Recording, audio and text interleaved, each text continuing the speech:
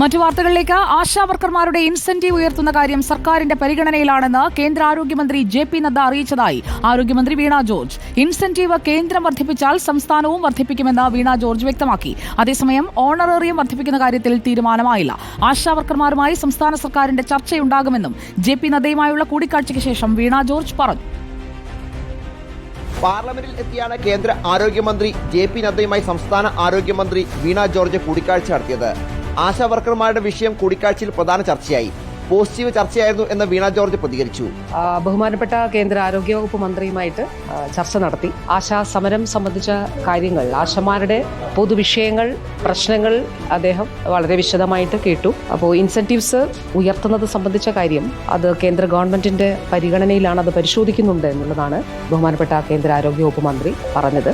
ആശാ വർക്കർമാരെ സന്നദ്ധ സേവകർ എന്ന് മാറ്റി തൊഴിലാളികളായി പ്രഖ്യാപിക്കണം. അതിൽ കേന്ദ്രമാണ് തീരുമാനം എടുക്കേണ്ടത് എന്ന് മന്ത്രി പറഞ്ഞു.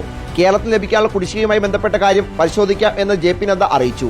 എയിംസ് കേരളത്തിൽ ലഭിക്കും എന്ന് ഉറപ്പ് ലഭിച്ചു. കേന്ദ്രവുമായി നടത്തിയ ചർച്ചയുടെ വിശദാംശങ്ങൾ ആശാ വർക്കർമാരെ അറിയിക്കുന്നത് സർക്കാർ പരിശോധിക്കും. എല്ലാവരുമായി ചർച്ച നടത്തണം എന്ന് INTUC ആവശ്യപ്പെട്ടിട്ടുണ്ട്. ആ ചർച്ച 3 ദിവസത്തിൽ ഉണ്ടാകും എന്നും മന്ത്രി അറിയിച്ചു. റിപ്പോർട്ടർ, ദില്ലി.